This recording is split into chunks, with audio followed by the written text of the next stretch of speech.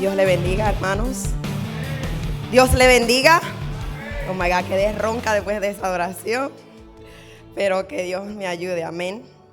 Amén. Qué bueno es estar en la casa del Señor los miércoles. Los miércoles han estado, hermano, usted no se puede pedir un servicio los miércoles. O sea, han visto, miércoles de gloria. Yo creo que debiéramos ponerle miércoles de gloria a los miércoles, porque, la presencia de Dios siempre tiene algo diferente y algo especial para nosotros aquí los miércoles. Amén. Y en esta noche voy a estarles predicando bajo el tema: abre tu boca y clama. Así que yo quiero que usted repita conmigo y diga: abra tu boca y clama. Dígale a la persona que está a su lado, a la que está atrás, si no hay nadie a su lado, dígale: abre tu boca y clama. Dios nos dice en su palabra, en Jeremías 3:33, clama a mí y yo te responderé y te mostraré cosas ocultas que aún no conocemos. Dios nos dice, nos da un mandato en su palabra, que si nosotros clamamos a Él, podemos estar seguros de que Él nos responderá. Amén. Y para desarrollar este tema en esta noche, vamos a estar estudiando, leyendo la historia un poco del rey Salomón. Así que vamos a ir a la palabra en Primera de Reyes, capítulo 2, versículo 15. Amén. Y leemos la palabra en el nombre del Padre, del Hijo y del Espíritu Santo. Dice: él contestó: como sabes, el reino me correspondía a mí. Todo Israel quería que yo fuera el siguiente rey, pero todo cambió y el reino pasó a mi hermano, porque el Señor así lo quiso. Amén. Y mientras estaba leyendo, estudiando esta palabra, Adonías quiso tomar la posición de rey que ya le había sido asignada a su hermano. Dios ya había establecido que Salomón iba a ser el próximo rey después que su padre, el rey David, muriera. Pero Adonías, dice la palabra, que él empezó a proclamarse él mismo como rey. Dice en la palabra que él reunió a todos los comandantes, a todas las personas. Él hizo un banquete, reunió a todos sus hermanos detrás de la espalda de su padre, el rey David, detrás de las espaldas de su hermano Salomón. Y él reunió a todos y hizo un banquete y empezó a proclamarse como rey. Y empezó a decir que él iba a ser el próximo rey de Israel. Entonces, él empezó a hacer todo esto porque ya a David le quedaba poco tiempo. Ya David estaba muriendo. Él tomó el momento perfecto para empezar a proclamarse como rey, porque él sabía que era su hermano quien le tocaba. Y el primer punto que vamos a hablar en esta noche es que nadie puede quitarte lo que Dios ya ha predestinado para ti. Adonías quiso tomar lo que por derecho, lo que ya Dios había declarado que le tocaba y le pertenecía a su hermano, que era el reinado. Y como veíamos en el versículo, él sonaba que tenía ira, que tenía rencor. Él decía: el reino me correspondía a mí, el pueblo me quería a mí, pero el Señor quiso que fuera mi hermano. Porque es que no se va a cumplir lo que nosotros queremos, se va a cumplir la voluntad de Dios. Porque es que la última palabra en nuestra vida la tiene Dios. Cuando Dios nos da una palabra, no importa lo que venga, no importa lo que se levante, esa palabra tiene que cumplirse. No importa todo lo que trató de hacer Adonías, no pudo robarle el rey que le pertenecía, el reinado que le pertenecía a su hermano Salomón. Adonías dijo: porque el Señor así lo quiso. Porque el Señor así lo quiso. Porque él intentó de proclamarse él mismo. A él nadie lo había llamado, a él nadie le dijo que él iba a ser el próximo rey. Y algo que hemos aprendido es que cuando Dios te llama, Dios te respalda. Y Adonías no tenía el respaldo del rey. Por eso, aunque él intentó posicionarse como rey, no pudo. Aunque él intentó robarle la posición que le pertenecía a su hermano, no pudo. Porque no tenía el respaldo de parte de Dios. Y nosotros tenemos que tener cuidado con eso. De nosotros no llamarnos. Esperemos que Dios sea el que nos honre. Esperemos que sea el Dios el que nos llame. Esperemos en Dios que sea el que te diga: esto es lo que yo quiero que tú hagas, este es tu propósito, de esta manera es que yo quiero que tú me sirvas. No tratemos de llamarnos nosotros mismos, porque cuando lo hacemos nunca vamos a tener el respaldo de Dios.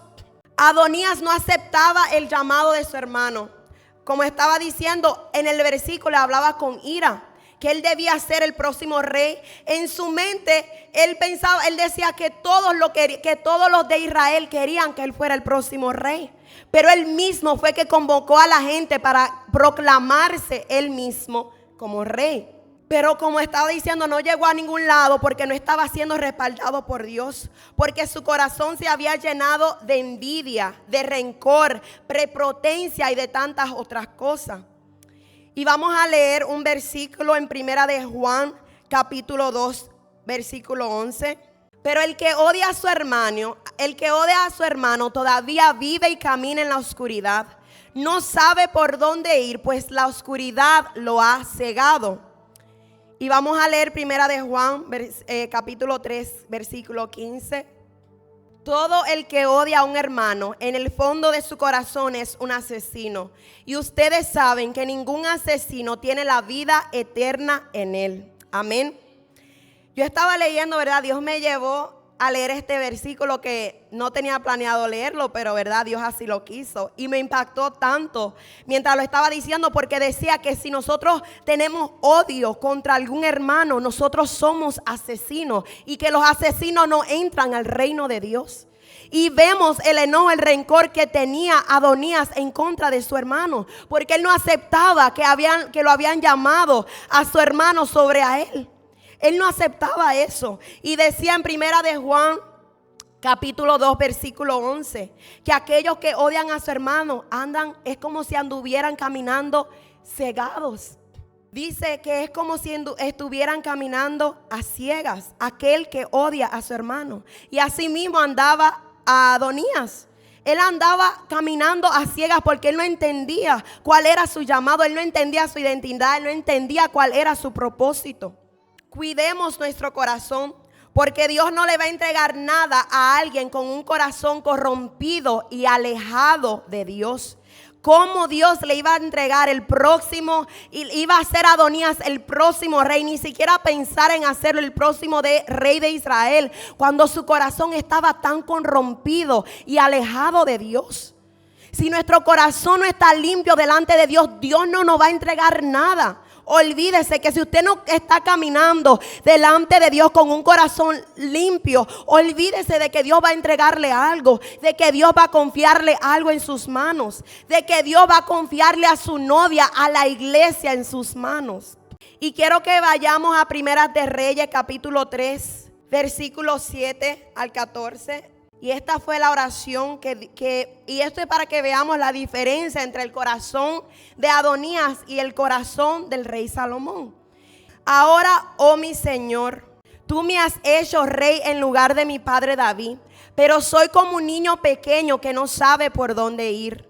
Sin embargo, aquí estoy en medio de tu pueblo escogido, una nación tan grande y numerosa que no se puede contar. Dame un corazón comprensivo para que pueda gobernar bien a tu pueblo y sepa la diferencia entre el bien y el mal. Pues ¿quién puede gobernar por su propia cuenta a este gran pueblo tuyo? Al Señor le agradó que Salomón pidiera sabiduría. Así que le respondió: como pediste sabiduría para gobernar a mi pueblo con justicia, y no has pedido una larga vida ni riquezas, ni la muerte de tus enemigos, además te daré lo que no me pediste, riquezas y fama. Ningún otro rey del mundo se comparará a ti por el resto de tu vida. Te concederé lo que me has pedido. Te daré un corazón sabio y comprensivo como nadie nunca ha tenido ni jamás tendrá. Y si tú me sigues y obedeces mis decretos y mis mandatos, como lo hizo tu padre David, también te daré una larga vida. Amén. Aquí vemos, el corazón del rey Salomón. Él le dijo: Señor, yo soy como un niño delante de ti. ¿Cómo yo voy a guiar a este pueblo? ¿Cómo yo voy a guiar a este pueblo así como lo hizo mi padre? ¿Cómo voy a hacerlo? Y lo único que le pidió a Dios fue que le diera sabiduría, que Dios lo ayudara a guiar a ese pueblo, que Dios le diera las estrategias de cómo él iba a poder guiar a su pueblo. Y a Dios, ¿verdad?, le encantó tanto el corazón del rey Salomón, que le dije: te daré aún lo que no me pediste, aún lo que tú no me pediste. ¿Cómo nosotros estamos yendo a clamar delante de Dios? ¿Cómo nosotros estamos yendo delante de Dios a pedirle las cosas? Porque el rey Salomón, él no pidió riqueza, él no pidió fama, pero Dios le dijo: como tu corazón fue tan humilde, como tu petición es tan compasiva, te voy a entregar lo que no me has pedido, te voy a dar riquezas, te voy a dar fama. Porque así trabaja Dios. Dependiendo de tu corazón, ahí depende la bendición que Dios va a derramar sobre ti, sobre tu vida, dependiendo de cómo esté tu corazón. De qué manera estás presentando tus peticiones delante de Dios. ¿Cómo está tu corazón? La palabra nos dice que de toda cosa guardada busquemos guardar nuestro corazón. Y algo que yo he aprendido, si usted me pregunta: ¿qué es la enseñanza más grande que tú has aprendido en estos años sirviéndole al Señor? Yo le voy a decir esto: sobre toda cosa guardada, guarda tu corazón. Porque el enemigo día tras día va a buscar la manera de dañar su corazón, de que la persona los ofendan, de que la persona lo hieran, para que usted caiga, ¿ustedes saben qué? En deshonra. Porque cuando nosotros estamos heridos, cuando estamos ofendidos, empezamos a deshonrar el hombre o la mujer de Dios. Empezamos a hablar cosas que no tenemos que hablar. Empezamos a decir cosas sobre el hombre y la mujer de Dios que no tenemos que estar hablando. Y empezamos y caemos en una deshonra. Y por eso es que el enemigo nos ataca tanto a nuestro corazón. Si alguien le hace algo, yo siempre digo esto: si alguien le hace algo, si usted se siente ofendido, vaya delante de Dios. Esta semana mi corazón fue probado y yo tuve que ir delante de Dios y le dije: Señor, mira, Padre Dios mío, esta persona, Padre, que me hizo sentir de esta manera, Padre, que me sentí ofendida, que me sentí herida. Y yo fui y se lo entregué a Dios. Porque en la carne, o sea, es imposible que usted no se enoje, que usted no se sienta ofendido, que usted no se sienta herido. Pero tenemos que ir a entregarles esas cosas delante de Dios. Cuando nosotros sometemos nuestras emociones a Dios, nuestras heridas, nuestras ofensas, Dios la va a sanar, Dios lo va a hacer. Y si usted ora, si usted ha ayunado y usted todavía sigue con algo en contra de su hermano, vaya y hable con su hermano. Si usted todavía tiene algo en su corazón en contra de alguien, vaya y jale a esa persona y dígale: mira, pasó esto y me hizo sentir de esa manera. Ya te perdoné, pero solo quiero desahogarme. Porque dice la palabra que confesemos y que eso nos hará libre. Entonces busquemos guardar nuestro corazón. Porque si algo que se los digo, y voy a seguirlo diciendo siempre, el enemigo siempre va a buscar dañar su corazón. Guarde su corazón. Dios nos va a dar una tarea a nosotros de guardar nosotros nuestro corazón. Pidámosles al Espíritu Santo que nos ayude a mantener un corazón limpio. Porque nosotros no podemos ir delante de Dios a clamarle por nada si primero nuestro corazón no está limpio delante de Dios. Amén. Y el segundo punto que vamos a hablar en esta noche: tu intercesión es lo que te dará la victoria. Y vamos a leer en Primera de Reyes, capítulo 1, versículo 11 al 14. Y dice: entonces Natán fue a ver a Betsabé, la madre de Salomón, y le preguntó: ¿no te has enterado de lo que el hijo de Agí, Adonías, se proclamó rey? Y nuestro Señor David ni siquiera lo sabe. Si deseas salvar tu vida y la de tu hijo Salomón, sigue mi consejo. Ve ya mismo a ver al rey David y dile: mi señor el rey, ¿acaso no me hiciste un juramento cuando me dijiste: definitivamente tu hijo Salomón será el próximo rey y se sentará en mi trono? Entonces, ¿por qué Adonías se ha proclamado rey? Y mientras tú aún estés hablando con el rey, yo llegaré y confirmaré todo lo que has dicho. Amén. Aquí vemos a Betsabé, la mamá del rey Salomón. Ella fue, el profeta le dio una dirección y ella no se sentó a cuestionar el profeta. Ella fue a hablar con el profeta, fue a hablar con ella. Él le dio una instrucción de lo que ella tenía que hacer y ella no se sentó a cuestionar lo que Dios le estaba diciendo. el mandato que Dios le estaba dando. Y cuántas veces nosotros nos ponemos a cuestionar a Dios. Dios no dice que hagamos algo y le ponemos miles de excusas para hacerlo. Dios no pide obediencia y le ponemos miles de excusas para hacerlo. Pero ella fue obediente y hizo lo que el profeta Natán le dijo. Ella fue delante del rey David y clamó por su hijo. Y le dijo al rey David: acuérdate de lo que tú dijiste. Acuérdate que tú hiciste un juramento con Dios de que mi hijo iba a ser el próximo rey. ¿Qué es lo que estás esperando que pase, que suceda en tu vida, que aún no has ido a clamar delante del rey? Ya la guerra fue ganada en la cruz del Calvario, pero nos toca arrebatar la victoria que ya Dios nos entregó. Porque el enemigo siempre querrá interponerse para que no recibas lo que por herencia te toca de parte de Dios. ¿Qué es lo que estás esperando que Dios haga en tu vida? Porque muchas veces estamos esperando que Dios haga algo, pero no sabemos ir delante de Dios. No sabemos levantar un clamor. No sabemos levantar una intercesión. Y dice la palabra que ella fue delante del rey. ¿Qué estás esperando que pase en tu vida que aún no le has presentado a Dios? Que aún no ha ido delante de su trono a decirle: Señor, mira, Padre, intercede por esto. Yo necesito una intervención en mi vida. ¿Qué estás esperando de parte de Dios? Que aún no le has dicho, que aún no estás clamando, que aún no estás intercediendo. Hay cosas en nuestra vida que ya Dios nos entregó, pero están paralizadas porque no hemos ido a clamar delante del Rey de Reyes y Señor de Señores. Es tiempo de levantarte y guerrear por lo que es tuyo. Es tiempo de levantarte, iglesia. Es tiempo de despertar. El diablo no puede quitarte a tus hijos. El diablo no puede robarte a tus hijos. Si hay una palabra sobre ellos, como padre, es tu deber tu ir delante de Dios, como hizo Betsabé, y clamar por tus hijos. El diablo no puede robarte a tu esposo. Ninguna Jezabel puede venir a robarte a tu esposo. Pelea por lo que es tuyo, no en la carne, sino de rodillas delante de Dios. De rodillas delante de Dios, porque muchas veces queremos hacer las cosas en la carne, peleando, hablando. Nosotros no podemos cambiar a nadie. El único que cambia y transforma es el Espíritu Santo.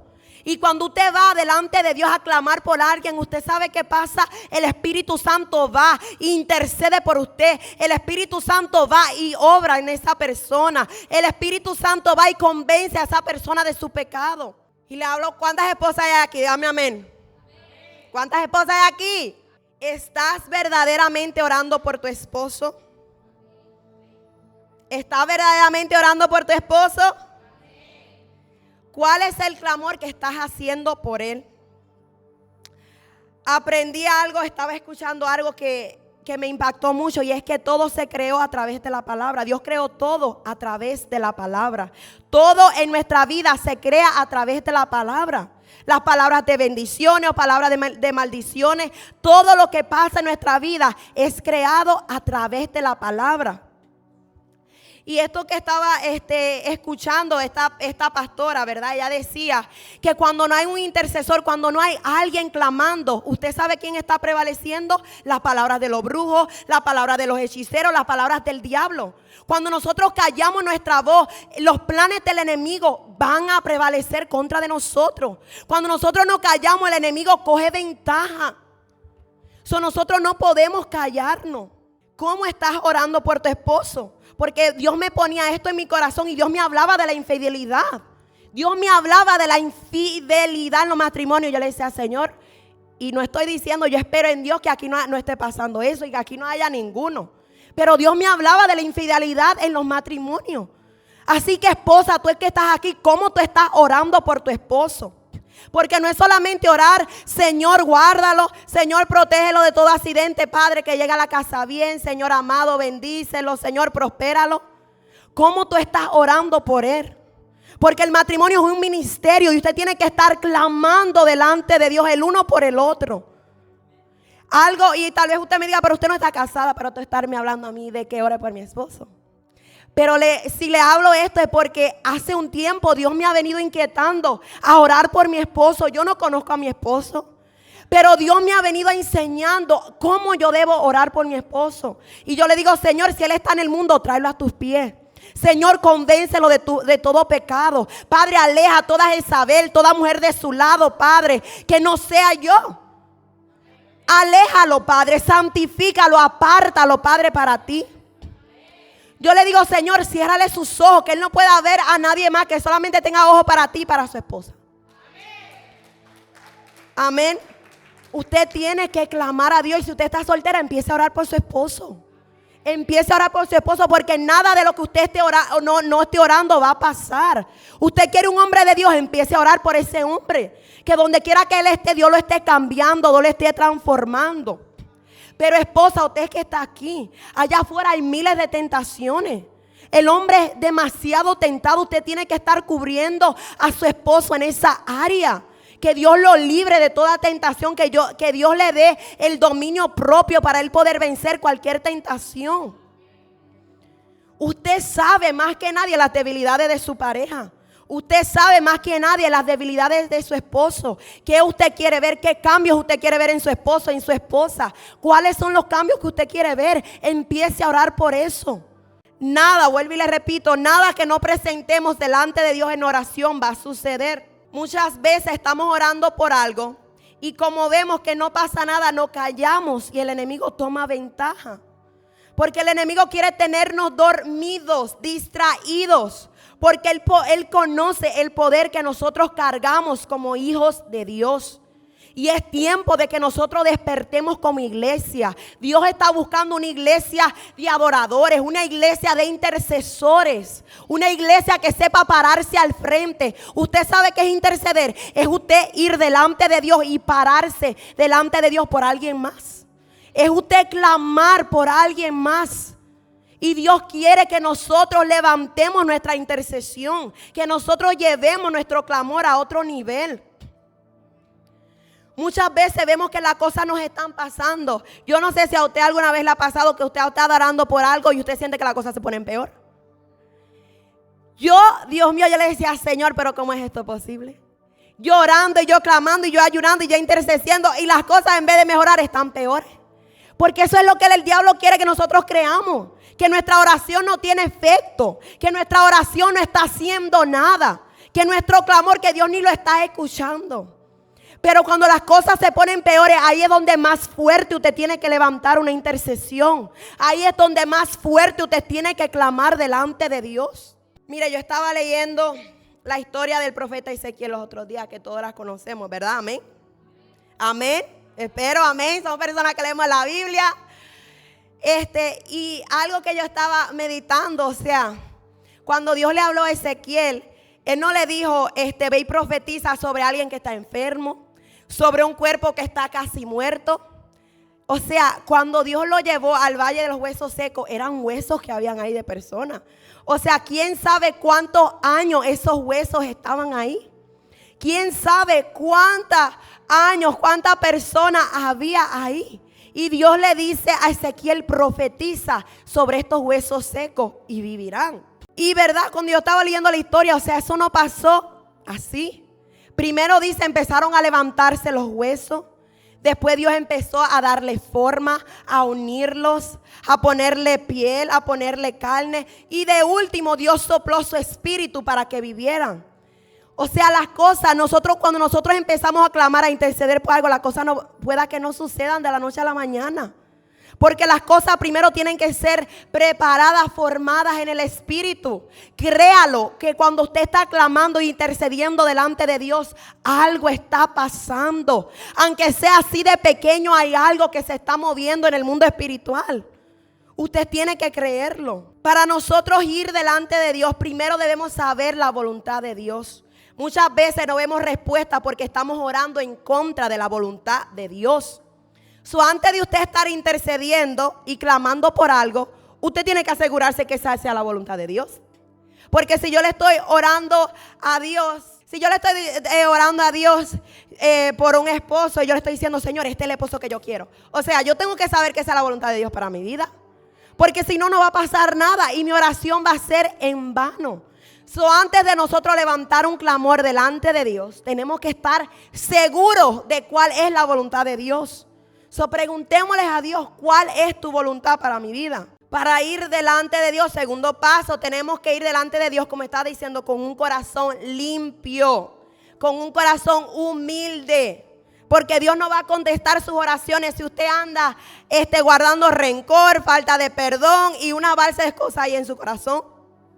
Dios no va a contestar esas oraciones. Primero, Dios tiene que orar en nosotros. Y tercero, tenemos que interceder con fe, creyendo en lo que le estamos pidiendo a Dios ya está hecho.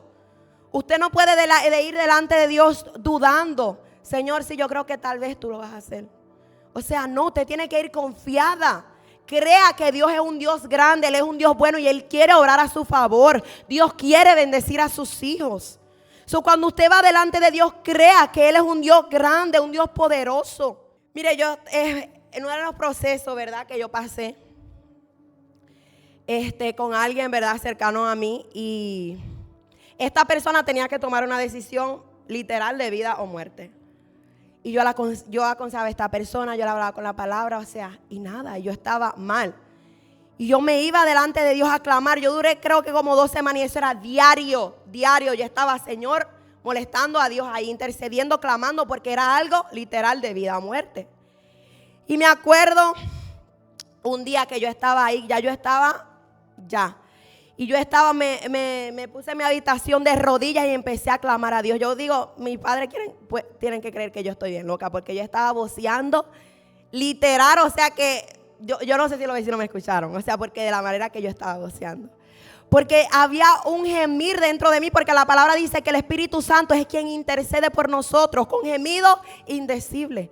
El Espíritu Santo es el que va a poner esa petición, ese ardor dentro de ti para que tú clames por algo. Y yo estaba ahí clamándole a Dios. Y yo le decía, Señor, yo sé, Padre, que tú eres más grande. Que tú eres más grande que el Dios de este mundo, Señor. Y yo le decía, diablo, aquí tú no tienes poder, aquí tú no tienes autoridad. Tú no tienes derecho sobre mi casa. Tú no tienes derecho sobre mi familia. Porque tenemos que reconocer la grandeza del Dios a que nosotros le servimos. Tenemos que estar 100% seguros de que Dios es más grande. No hay demonio, no hay principado, no hay nada que pueda venir en contra del poder de Dios. Y yo me acuerdo que estaba ahí yo clamándole a Dios y tenía mi adoración puesta. Y de momento se vino una adoración y era la adoración que dice sucederá esa adoración. Y o sea, yo sentí que era Dios hablándome, que algo iba a suceder. Y en la oración dice que mientras nosotros estamos de rodillas clamando a Dios, el cielo se está moviendo a tu favor. Y tú tienes que creerlo eso. Que mientras tú estás clamando, mientras tú estás intercediendo, el cielo se está moviendo a tu favor. Hay ángeles que Dios está despachando a tu favor, a que se muevan a favor de tu problema, a favor de tu proceso, a favor de tu situación. Pero Dios solo nos pide una cosa y nos dice, clama. ¿Y cuánto nos cuesta clamar? ¿Cuánto nos cuesta levantar un clamor delante de Dios? El libro de Eclesiastés nos habla de los tiempos. Nos dice que todo lo que se quiere debajo del sol tiene su hora. Nos dice que hay un tiempo para reír, un tiempo para llorar, un tiempo para estar en guerra, un tiempo para estar en paz. Pero este es el tiempo de guerrear, era lo que Dios me decía. Este es el tiempo de nosotros levantarnos como guerreros de Dios. Este es el tiempo que Dios nos está llamando como sus hijos, sus intercesores, sus guerreros aquí en la tierra. Que el ejército de Dios aquí en la tierra se despierte. Porque estamos dormidos, estamos distraídos. No estamos delante de Dios, estamos dudando, estamos con temores, con miedo delante de Dios. No es tiempo de llorar. No es tiempo de sentir lástima, no es tiempo de victimizarse, es tiempo de guerrear. Es tiempo de abrir tu boca y profetizar. Y mire, algo que Dios me dijo la semana pasada, que lo voy a decir porque es que, verdad, Dios me ha estado con esto. Que este es el tiempo que tenemos que levantarnos como intercesores. Y usted sabe lo que Dios me dijo, es tiempo de quitarte los tacones y ponerte las botas de guerra. Y eso a mí me impactó mucho. O sea, es tiempo de que nosotros pongamos todas las demás cosas a un lado y nos levantemos como los guerreros de Dios. No le tengamos miedo al diablo, que el diablo no puede hacer nada. Él lo que quiere es aterrorizarnos, callarnos, que nosotros dudemos de Dios, que nosotros no tengamos fe en las promesas que Dios nos ha dado. Es tiempo de guerrear y orar por lo que Dios se ha entregado. De orar por tu esposo, de orar por tus hijos, de orar por tu familia, por aquellos que aún no le sirven a Dios. Porque hay muchos en mi familia que aún no le sirven a Dios. Y nosotros tenemos que estar clamando hasta que nosotros veamos respuesta. Usted no puede parar su clamor, su intercesión hasta que usted no vea respuesta de parte de Dios. Usted tiene que seguir clamando todos los días, ir delante de Dios, aunque sea con la misma petición. Siga clamando, porque mientras más usted intercede, usted está empujando algo en lo espiritual. Usted está causando, provocando que algo se mueva. Porque cuando nosotros nos callamos, todo se detiene.